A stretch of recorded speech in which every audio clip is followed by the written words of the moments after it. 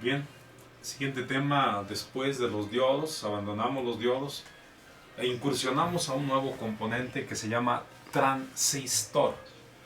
El transistor es un componente que tiene 3 pines y al menos los transistores que vamos a apreciar ahorita, los que vamos a analizar, son transistores conocidos con el nombre de BJTs. La palabra transistor viene de transferencia por resistencia. Eso es lo que significa transistor. Y son conocidos como BJTs por la bijunción o doble junta. Si ustedes se fijan, los transistores BJT pueden ser NPN o PNP.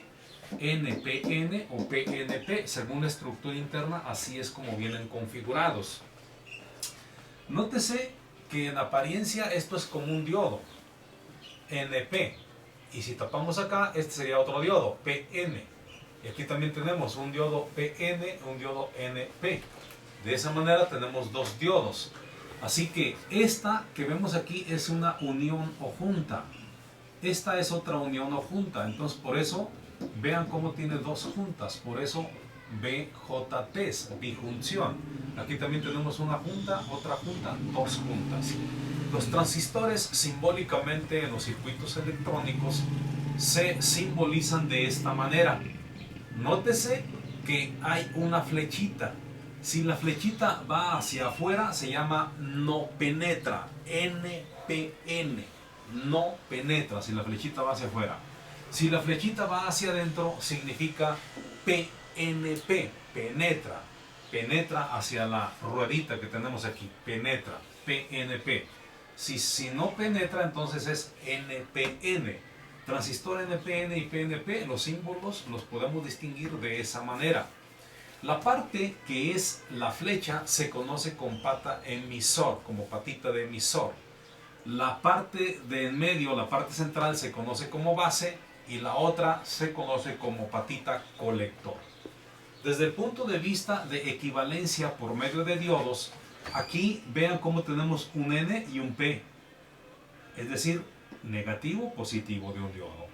Y luego acá tenemos un N y un P, o sea, negativo del diodo, positivo. Es como dos diodos conectados de esa manera. Pero si el transistor fuera del tipo PNP, aquí tenemos P, que es positivo del diodo, N, negativo del diodo, aquí positivo del diodo, negativo del diodo. O sea, tendríamos también dos diodos configurados como se alcanza a apreciar en la figura. Los transistores pueden ser de forma muy variada. La manera física en que los vamos a encontrar son como cagaditas de mosca, puntitos muy pequeños, que es el tipo CO223, es el tipo de encapsulado, así se le llama. Tenemos el más clásico para uso general, el encapsulado, tipo de encapsulado, se conoce como TO92, a este como TO126, vean la forma. Este ya emigra a uno más grande y es TO220. Tenemos el TO264 y el TO3. Hay muchos más. Aquí puse algunos, configuraciones, algunas formas físicas de componentes transistores, pero hay algunos más. Todos, no importando cuál configuración o estructura física sea, puede ser del tipo NPN o PNP indistintamente. Y cada uno, según se aprecia, tiene características diferentes.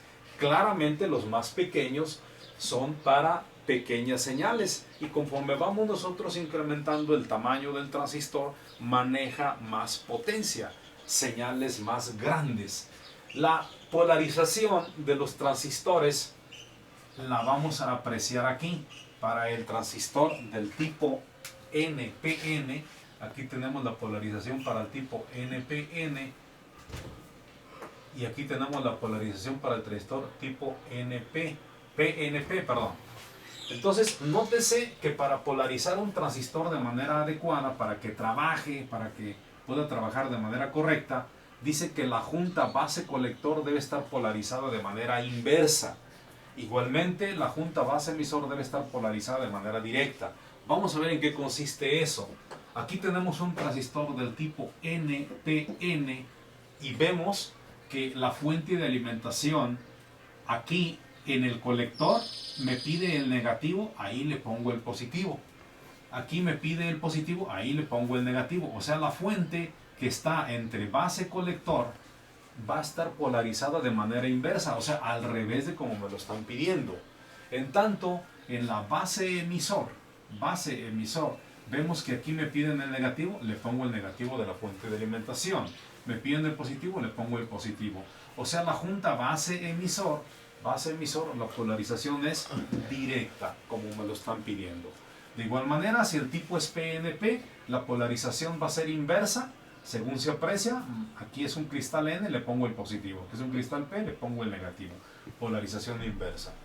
Y aquí entre base emisor la polarización es directa. Aquí me piden el positivo, le pongo el positivo. El negativo, le pongo el negativo. Ahí lo tenemos. Esas son las polarizaciones de un transistor.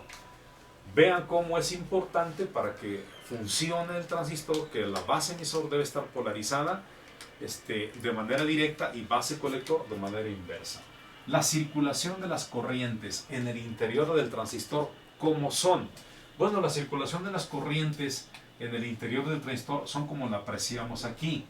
Siempre se va a cumplir esto, que la corriente de emisor es mayor que todas las demás, de tal suerte que la corriente de emisor es igual a la corriente de colector más la corriente de base.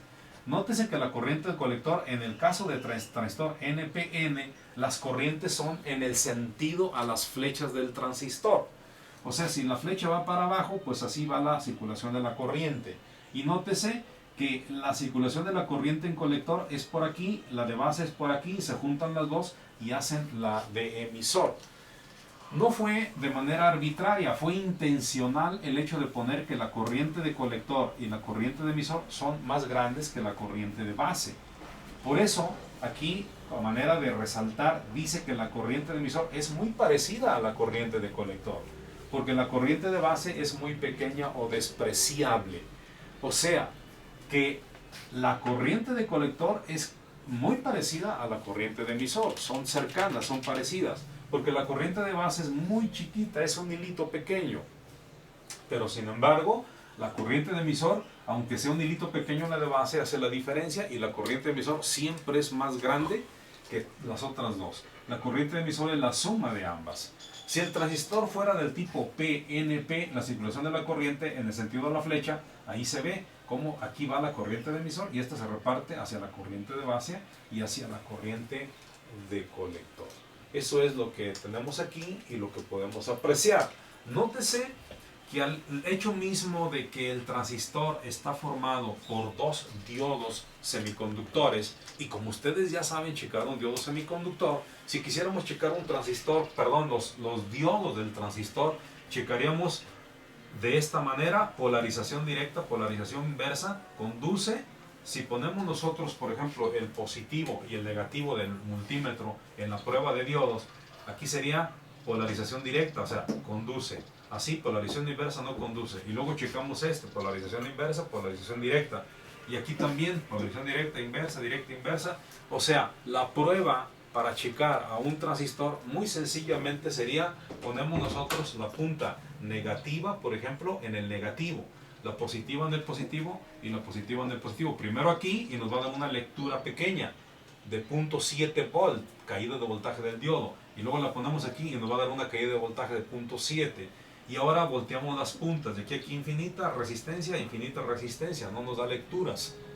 Esa es la forma de checar los diodos internos del transistor. Y ya por último nada más se checa colector-emisor, emisor-colector, y debe de ser en ambos sentidos alta resistencia. Para checar ¿cómo sería? Ponemos el negativo aquí y el positivo. Aquí me equivoqué. Aquí estoy viendo que hay una equivocación. Este es del tipo NPN y aquí es del tipo PNP. Ok. Aquí tendríamos que poner el positivo de esta manera. Había un pequeño error ahí. P aquí, N. Y luego P, N para polarizaciones directas. Lectura baja, lectura baja. Ahora cambiamos la punta aquí. Lectura alta. Y por último, colector emisor, alta lectura. Más o menos así sería la forma en que se puede checar de esa manera. Vamos a continuar con otro segmento de transistores en el siguiente video.